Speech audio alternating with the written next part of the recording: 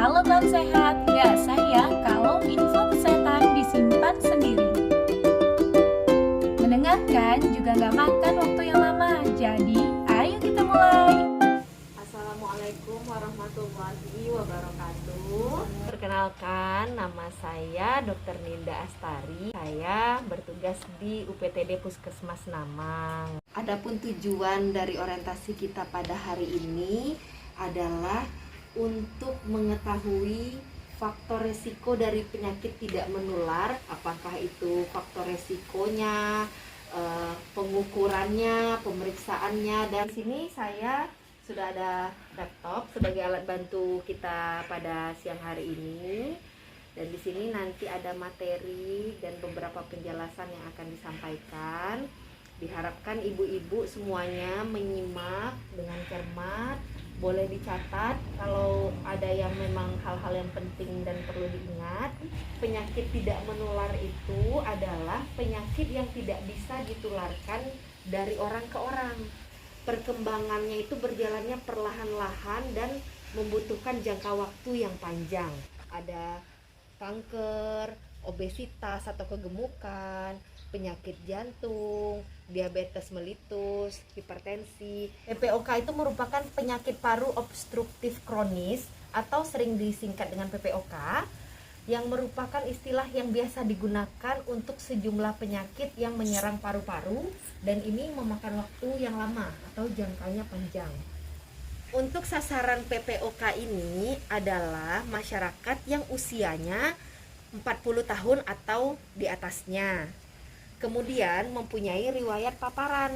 Riwayat paparannya itu bisa saja asap rokok, polusi udara, atau lingkungan tempat kerjanya.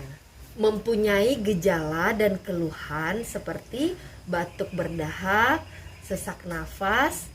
Gejalanya berlangsung lama dan umumnya semakin lama semakin memberat. Nah, ini untuk melakukan deteksi dini pasien PPOK, kita melakukan pemeriksaan dengan menggunakan namanya kuesioner PUMA. Nah, ini yang ibu-ibu kader harus ketahui ya tentang kuesioner PUMA. Jadi kuesioner PUMA ini nanti ada 7 pertanyaannya ibu-ibu. Dari 7 pertanyaan ini nanti kita hitung skornya dan nanti kita interpretasi. Yang pertama, kita lihat jenis kelaminnya. Apakah dia perempuan atau laki-laki? Kalau dia perempuan, skornya 0. Kalau laki-laki, skornya 1. Kemudian yang kedua, kita lihat usianya. Kalau usianya 40 sampai 49 tahun itu 0. Usianya 50 sampai 59 tahun itu skornya 1. Dan 60 tahun ke atas skornya 2. Kita lanjut. Kemudian pertanyaan yang ketiga tentang merokok. Jadi kita tanya, apakah Anda pernah merokok? Kalau tidak, nilainya 0. Kemudian kalau dia merokok kurang dari 20 bungkus selama hidupnya atau kurang dari 1 rokok per hari dalam 1 tahun, itu juga nilainya 0. Kemudian ini nilai 1 untuk yang merokok 20 sampai 30 pak per tahun, atau nilainya 2 jika lebih dari 30 pak ya selama berapa tahun. Nah, di sini kita bisa hitung nanti berapa nilainya. Untuk yang merokok kita tanyakan rata-rata jumlah rokok per harinya berapa batang. Ya. Kalau misalnya 1 bungkus itu ada berapa batang ya? Ada yang 12 batang, ada yang 16 batang setahu saya. Oke. Jadi beda-beda tergantung merek rokoknya. Oke. Ya, jadi nanti boleh kita tanyakan merek rokoknya apa, kita hitung berapa batang kira-kira dalam 1 hari. Lalu kita lihat lagi lama merokoknya, kira-kira dalam setahun itu udah berapa tahun dia merokoknya. Nanti kita hitung, ada rumusnya. Nah, untuk rumusnya boleh dicatat ya. Nah, ini rumusnya. Lama merokok dalam tahun dikalikan jumlah rokok per hari dibagi 20. Oke? 20 tuh apa Bu? Oh, Ya, itu sudah rumusnya memang 20. Jadi misalnya yang pertama, jumlah merokoknya per hari itu 15 batang. Dan orang ini sudah merokok selama 20 tahun. Jadi perhitungannya adalah 15 dikali 20 kan dapatnya 300 ya. Iya. Lalu kita bagi 20 tadi. Jadi hasilnya 15 bungkus tahun. Nah, pilihannya berarti tidak, karena konsumsi rokoknya itu kurang dari 20. Jadi walaupun dia merokok tapi masih kurang dari hitungannya ini 15 bungkus tahun tadi ya hasilnya, berarti nilainya masih 0. Kita lanjut ke pertanyaan yang keempat, yaitu apakah Anda pernah merasa napas pendek ketika Anda berjalan lebih cepat pada jalanan yang datar atau pada jalanan yang sedikit menanjak? Jika tidak, nilainya 0, jika iya nilainya 1 ya. Ini kita harus perhatikan, kalau jalannya memang mendaki terus wajar ya, jadinya napasnya pendek, jalannya cepat. Ini pada jalan yang datar atau kalaupun ada yang menanjak sedikit. Kemudian nomor 5, apakah Anda biasanya mempunyai dahak yang berasal dari paru atau kesulitan saat mengeluarkan dahak saat Anda tidak menderita flu? Kalau flu kan memang gampang ya kita mengeluarkan dahak. Ini pasiennya tidak flu, tapi dahaknya susah dikeluarkan. Jika iya, jawab nilainya 1, jika tidak nilainya 0. Yang keenam, apakah Anda biasanya batuk saat Anda tidak menderita flu? Jika tidak nilainya 0, dan jika iya nilainya 1. Dan pertanyaan yang terakhir, apakah dokter atau tenaga medis lainnya pernah meminta Anda untuk melakukan pemeriksaan fungsi paru menggunakan alat spirometri atau alat yang namanya peak flow meter, yaitu yang meniupkan ditiup gitu ke dalam suatu alat? Jika tidak nilainya 0, dan jika iya nilainya 1. Kalau skornya kurang dari 7, maka untuk pasien tersebut cukup kita edukasi gaya hidup sehat dan kunjungan rutin ke Posyandu Prima.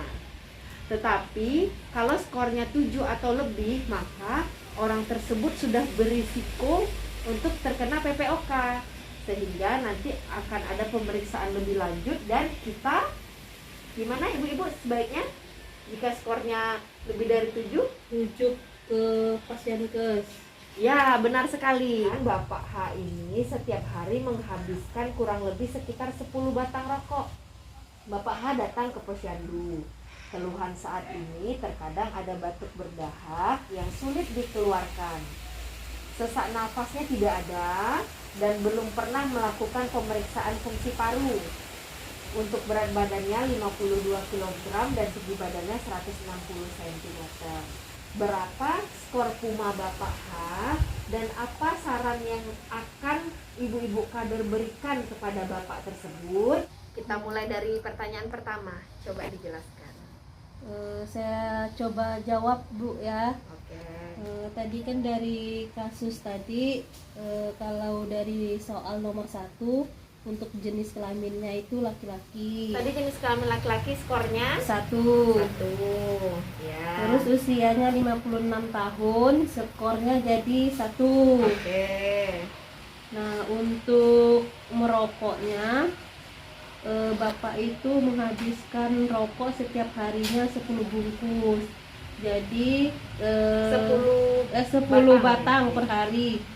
Jadi kalau dihitung menggunakan rumusnya, jadi Bapak menghabiskan rokoknya sebanyak 15 batang per tahun. 15 batang tahun gitu ya hitungannya ya.